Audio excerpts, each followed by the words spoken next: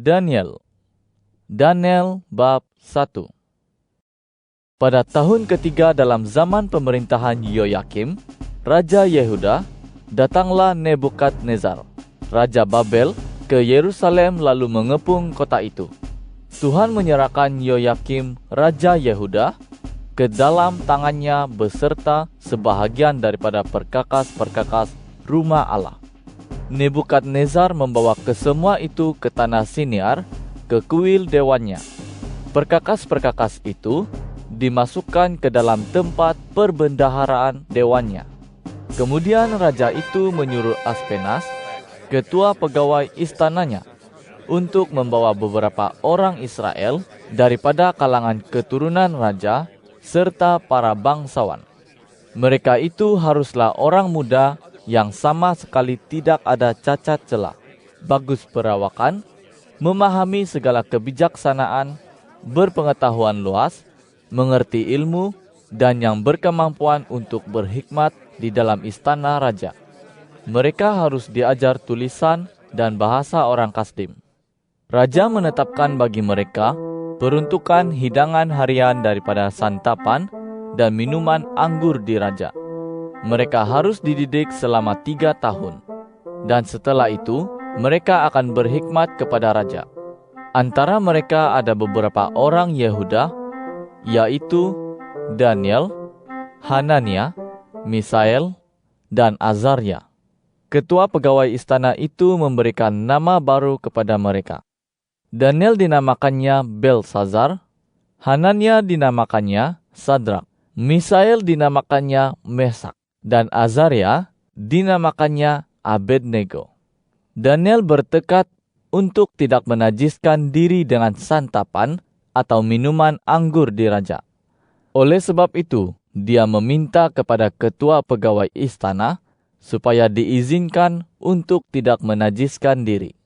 Allah membuat Daniel mendapat belas kasih dan sayang daripada ketua pegawai istana itu. Namun demikian, ketua pegawai istana berkata kepada Daniel, "Aku takut kepada tuanku raja, yang telah menentukan makanan dan minuman bagi kamu. Mengapa baginda harus melihat penampilanmu lebih buruk daripada para anak muda yang sebaya dengan kamu? Kamu ini membahayakan kepalaku di hadapan raja." Kemudian, Daniel berkata kepada penjaga yang telah ditugaskan oleh ketua pegawai istana untuk mengawasi Daniel, Hanania, Misael, dan Azaria, "Ujilah hamba-hambamu ini selama 10 hari. Berilah kami makan sayur dan minum air sahaja. Kemudian biarlah Tuhan mengamati perawakan kami berbanding dengan perawakan orang muda yang makan santapan di raja.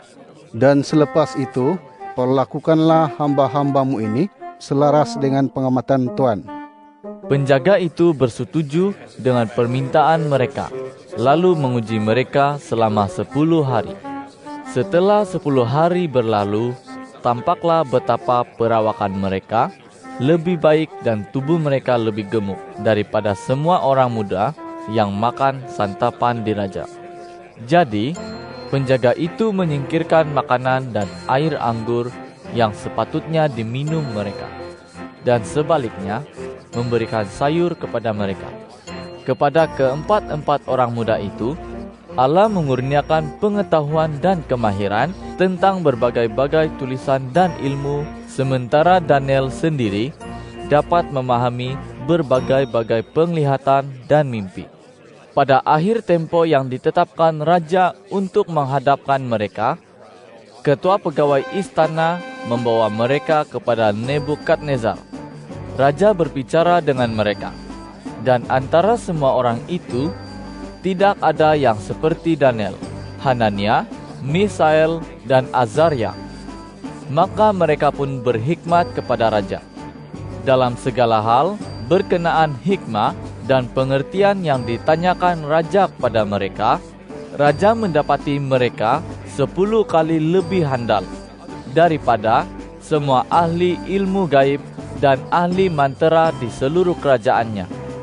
Maka Daniel tinggal di sana sampai tahun yang pertama zaman pemerintahan Raja Kores. Daniel bab 2.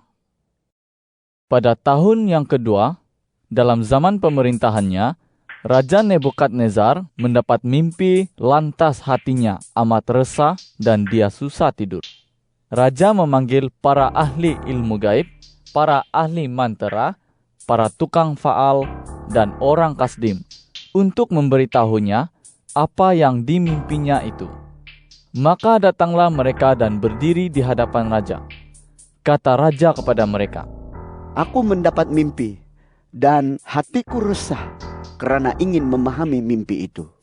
Kata orang kasdim kepada raja dalam bahasa Aram, "Dirgahayu Raja, ceritakanlah mimpi itu kepada hambamu ini, maka kami akan memberitahukan tafsirannya." Jawab raja kepada orang kasdim itu, "Keputusanku sudah bulat. Jika kamu tidak memberitahukan kepadaku mimpi itu dengan tafsirannya, maka kamu akan dikerat-kerat dan rumahmu akan dijadikan timbunan puing. Tetapi jika kamu memberitahukan mimpi itu dengan tafsirannya, maka kamu akan menerima pemberian, hadiah, dan kehormatan besar daripadaku. Oleh sebab itu, beritahukanlah kepadaku mimpi itu dengan tafsirannya." Mereka menjawab sekali lagi, "Biarlah Raja menceritakan mimpi itu kepada hamba-hambanya ini, maka kami akan memberitahukan tafsirannya." Kata raja, "Aku tahu pasti bahwa kamu hendak melengah-lengahkan masa, karena kamu melihat bahwa keputusanku sudah bulat. Yakni jika kamu tidak memberitahukan kepadaku mimpi itu, maka kamu akan dijatuhi satu hukuman yang sama. Kamu telah bersepakat untuk menyampaikan kata-kata dusta dan busuk supaya keadaan akan berubah. Oleh sebab itu, ceritakanlah kepadaku mimpi itu, maka aku akan tahu bahwa kamu dapat pula memberitahukan tafsirannya." Jawab orang kasdim itu kepada raja, "Tidak ada seorang pun di bumi ini yang sanggup memenuhi permintaan raja. Tidak pernah raja mana-mana pun yang besar dan berkuasa meminta yang demikian daripada ahli ilmu gaib, ahli mantera, atau orang kasdim manapun. Hal yang diminta raja itu terlalu sukar. Tidak ada yang dapat memberitahukannya kepada raja, kecuali tuhan-tuhan yang tidak tinggal dalam kalangan manusia." Apabila mendengar hal itu, raja menjadi gusar dan sangat murka. Lalu dia memberikan perintah untuk membinasakan semua orang bijak di Babel. Maka titah raja dikeluarkan agar orang bijak dibunuh, sehingga Daniel dan teman-temannya pun dicari untuk dibunuh. Pada waktu itu, Daniel menjawab dengan penuh arif dan hemat kepada Ariok, pemimpin pengawal raja, yang telah bersiap untuk membunuh orang bijak di Babel. Dia bertanya kepada Ariok, panglima raja itu, "Mengapakah titah yang dikeluarkan raja begitu keras?" Lalu Ariok menjelaskan hal itu kepada Daniel. Maka Daniel pergi memohon kepada raja supaya dia diberi masa untuk memberitahukan tafsiran mimpi itu kepada raja. Setelah itu, Daniel pulang ke rumahnya dan menyampaikan hal itu kepada para temannya, yaitu Hanania, Misael, dan Azaria. Dia menyuruh mereka memohon rahmat daripada Allah semesta langit sehubungan dengan rahasia itu, supaya Daniel dan teman-temannya tidak turut dibinasakan dengan orang bijak yang lain di Babel. Kemudian rahasia itu diungkapkan kepada Daniel dalam penglihatan pada malam hari. Lalu Daniel memuji Allah semesta langit. Kata Daniel, "Segala puji bagi nama Allah selama-lamanya, kerana hikmah dan kekuatan miliknya. Dia mengubah waktu dan musim. Dia memecat dan melantik raja-raja. Dia mengurniakan hikmah kepada orang bijak dan pengetahuan kepada orang yang memiliki pengertian. Dia menyingkapkan hal-hal yang dalam dan tersembunyi. Dia mengetahui apa yang ada di dalam gelap, dan cahaya menetap dalamnya. Ya Allah nenek moyangku, aku mengucap syukur dan memuji Engkau, kerana Engkau mengurniakan kepadaku kebijaksanaan dan kekuatan. Sekarang ini Engkau telah memberitahukan kepadaku apa yang kami mohonkan daripadamu, kerana Engkau telah menyatakan kepada kami perihal raja. Oleh sebab itu, Daniel pergi menemui Aryok, yang telah dilantik oleh raja untuk membinasakan orang bijak di Babel. Dia pergi dan berkata demikian kepadanya, Jangan binasakan orang bijak di Babel, bawalah hamba menghadap raja. Hamba akan memberitahukan tafsiran mimpi itu kepada raja. Maka Aryok segera membawa Daniel untuk menghadap raja.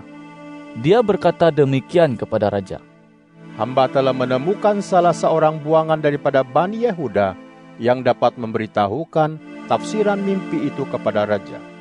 Tanya raja kepada Daniel, yang juga dinamai Beltsazar, Sanggupkah engkau memberitahukan kepadaku mimpi yang telah kulihat itu dengan tafsirannya? Jawab Daniel kepada raja, Rahasia yang ditanyakan raja tidak dapat diberitahukan kepada raja oleh orang bijak, ahli mantera, ahli ilmu gaib, dan juru faal. Akan tetapi, di surga ada Allah yang sanggup menyingkapkan rahasia. Dia telah memberitahukan kepada Raja Nebukadnezar apa yang akan terjadi pada hari-hari yang akan datang. Inilah mimpi Tuanku dan penglihatan yang didapati Tuanku sewaktu Tuanku berbaring di peraduan. Ketika Tuanku Raja berbaring di peraduan, timbullah fikiran Tuanku tentang apa yang akan terjadi pada hari-hari yang akan datang.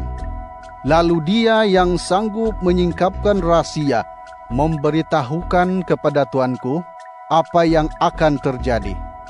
Bagi hamba, rahasia itu telah diungkapkan kepada hamba, bukan kerana hamba mempunyai kebijaksanaan lebih daripada semua orang yang hidup, melainkan demi Tuanku Rajalah tafsiran mimpi itu diberitahukan, supaya Tuanku dapat memahami fikiran dalam hati Tuanku. Tuanku Raja, dalam penglihatan Tuanku, kelihatan sebuah patung yang amat besar. Patung yang berkilau-kilau secara luar biasa itu tegak di hadapan Tuanku, dan rupanya menakutkan.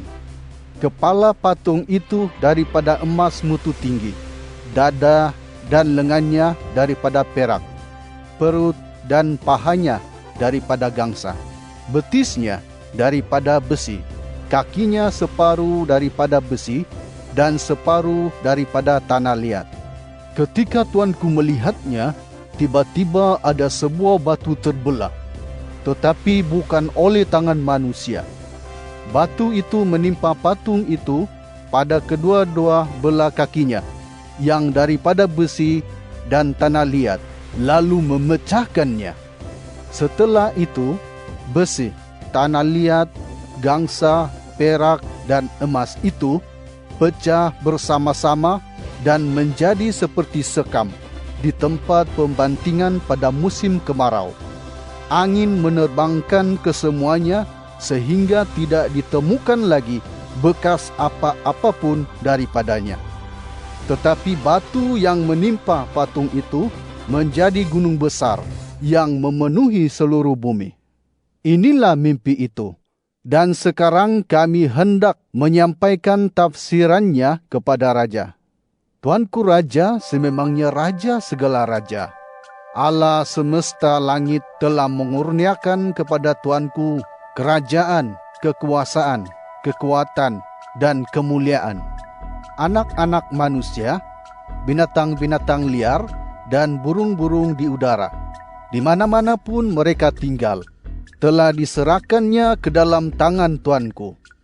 Dia membuat Tuanku berkuasa atas semuanya. Kepala daripada emas itu ialah Tuanku. Setelah Tuanku, akan muncul suatu kerajaan lain yang lebih lemah daripada kerajaan Tuanku. Lalu kerajaan lain daripada gangsa, yakni yang ketiga, yang akan menguasai seluruh bumi. Kemudian akan ada kerajaan keempat yang kuat seperti besi, kerana besi memecahkan dan meremukkan segala sesuatu. Seperti besi yang menghancurkan segala sesuatu, kerajaan ini akan memecahkan dan menghancurkan semua yang lain. Sebagaimana tuanku lihat, kaki dan jari-jarinya separuh daripada tanah liat tukang periuk, dan separuh daripada besi. Demikianlah kerajaan itu akan terbahagi. Tetapi kekuatan besi akan tetap ada di dalamnya. Sebagaimana tuanku lihat, besi itu bercampur dengan tanah liat. Sebagaimana jari-jari kaki itu separuh daripada besi dan separuh daripada tanah liat, demikianlah kerajaan itu sebahagiannya kuat dan sebahagiannya rapuh. Sebagaimana tuanku lihat besi itu bercampur dengan tanah liat, demikianlah mereka akan bercampur dalam perkawinan, tetapi tetap tidak dapat padu antara satu dengan yang lain, seperti besi tidak dapat bercampur dengan tanah liat. Pada zaman raja-raja itulah Allah semesta langit akan mendirikan sebuah kerajaan yang tidak akan binasa untuk selama-lamanya.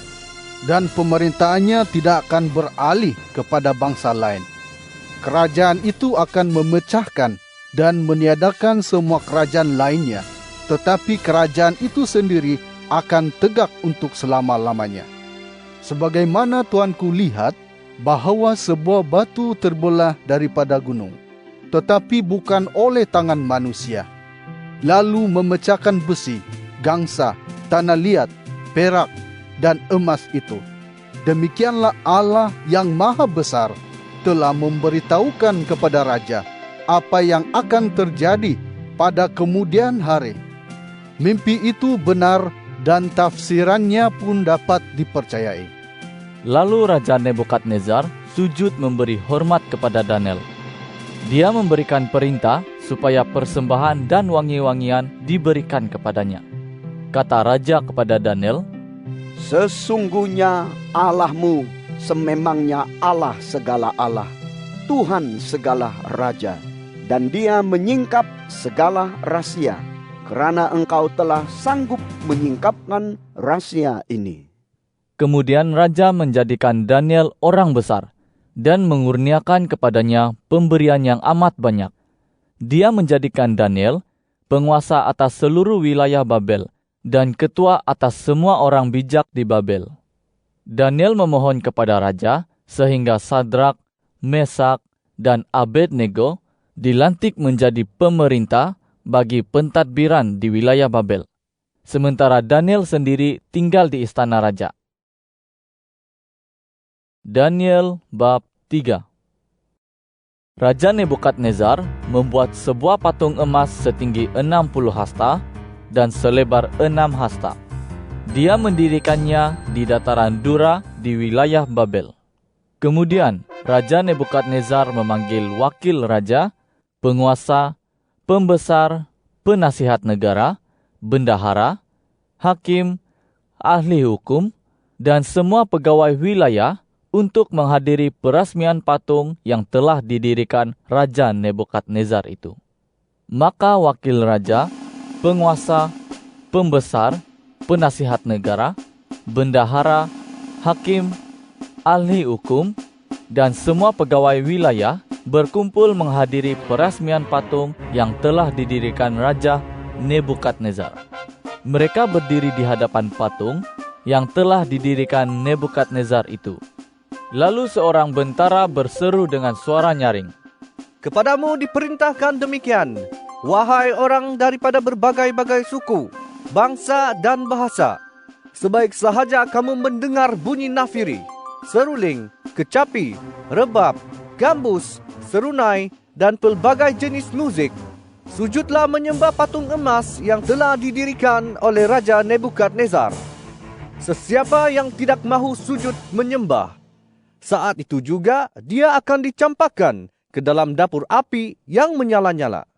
Maka sebaik sahaja seluruh rakyat mendengar suara nafiri, seruling, kecapi, rebab, gambus, dan pelbagai jenis musik, maka orang daripada segala suku, bangsa, dan bahasa sujud menyembah patung emas yang telah didirikan oleh Raja Nebukadnezar.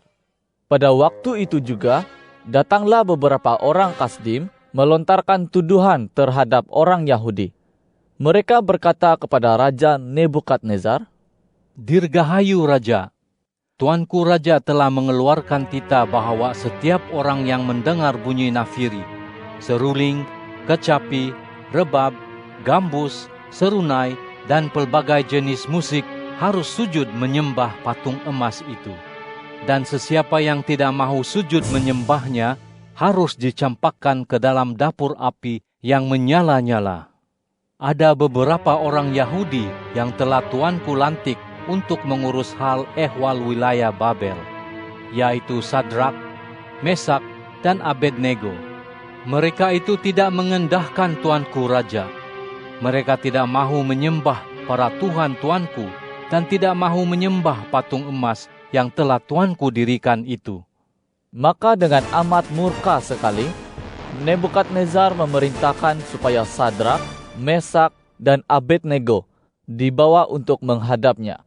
Lalu dibawalah mereka itu untuk menghadap raja. Nebukadnezar bertanya kepada mereka, "Wahai Sadrak, Mesak, dan Abednego, benarkah kamu tidak mahu menyembah para Tuhanku dan tidak mahu menyembah patung emas yang telah kudirikan itu? Sekarang, jika kamu sudah sedia, sebaik sahaja kamu mendengar bunyi nafiri, seruling, kecapi, rebab, gambus, serunai, dan pelbagai jenis musik, sujudlah menyembah patung yang kubuat itu. Tetapi jika kamu tidak mahu menyembahnya, saat itu juga kamu akan dicampakkan ke dalam dapur api yang menyala-nyala. Maka Tuhan manakah yang dapat melepaskan kamu daripada tanganku?" Sadrak, Mesak, dan Abednego menjawab Raja Nebukadnezar, "Tidak ada gunanya kami memberikan jawaban kepada Tuanku dalam hal ini. Kalau harus demikian, maka Allah yang kami sembah sanggup melepaskan kami dari dapur api yang menyala-nyala itu, dan Dia akan melepaskan kami daripada tangan Tuanku Raja. Tetapi kalaupun tidak, harap Tuanku Raja maklum bahawa kami tidak mahu menyembah Tuhan-Tuhan Tuanku dan tidak mahu menyembah patung emas yang Tuanku dirikan itu." Maka meluap-luaplah murka Nebukadnezar, sehingga air mukanya berubah terhadap Sadrak, Mesak, dan Abednego. Dia memerintah supaya menyalakan dapur api itu 7 kali lebih panas daripada biasanya. Lalu dia memerintah beberapa orang yang sangat kuat daripada tenteranya untuk mengikat Sadrak, Mesak, dan Abednego, supaya mereka dicampakkan ke dalam dapur api yang menyala-nyala itu. Kemudian ketiga-tiga orang yang masih memakai jubah, celana, serban, dan pakaian lainnya itu diikat, lalu dicampakkan ke dalam dapur api yang menyala-nyala. Kerana perintah raja itu keras, dan dapur api itu dipanaskan secara luar biasa, maka mereka yang mengangkat Sadrak, Mesak, dan Abednego itu mati oleh bahang api yang bernyala itu. Manakala ketiga-tiga orang itu, yakni Sadrak, Mesak, dan Abednego, jatuh dengan terikat ke dalam dapur api yang menyala-nyala itu. Kemudian terperanjatlah Raja Nebukadnezar, lalu bangun dengan segera. Tanyanya kepada para menterinya, "Bukankah 3 orang yang kita campakkan dengan terikat ke dalam api itu?" Jawab mereka kepada raja. "Benar, ya Raja," kata raja. "Tetapi kulihat 4 orang berjalan-jalan dengan bebas di tengah-tengah api itu tanpa sebarang luka. Dan rupa orang yang keempat itu seperti anak Tuhan." Setelah itu, Nebukadnezar mendekati pintu dapur api yang menyala-nyala itu. Dia berkata, "Sadrak, Mesak, dan Abednego, hamba-hamba Allah yang maha tinggi, keluarlah dan datanglah kemari." Lalu keluarlah Sadrak, Mesak, dan Abednego dari tengah-tengah api itu. Sementara para wakil raja, para penguasa, para pembesar, dan para menteri raja datang berkumpul. Mereka melihat bahwa tubuh ketiga-tiga orang itu tidak terkesan langsung oleh api. Rambut di kepala mereka tidak hangus, jubah mereka tidak berubah, dan bau terbakar pun tidak ada pada mereka. Kata Nebukadnezar, Segala puji bagi Allah yang disembah Sadrak, Mesak, dan Abednego. Dia telah mengutus malaikatnya untuk melepaskan hamba-hambanya yang percaya kepadanya, sehingga berani melanggar perintah raja. Mereka rela menyerahkan tubuh mereka kerana tidak mau beribadat atau menyembah Tuhan mana-mana pun selain Allah mereka. Oleh sebab itu, aku mengeluarkan titah, orang daripada suku, bangsa, dan bahasa mana-mana pun yang berani mengatakan sesuatu yang salah terhadap Allah yang disembah Sadrak, Mesak, dan Abednego akan dikerat-kerat dan rumahnya akan dijadikan timbunan puing kerana tidak ada Tuhan lain yang dapat menyelamatkan dengan cara demikian. Kemudian raja menaikkan kedudukan Sadrak, Mesak, dan Abednego di wilayah Babel.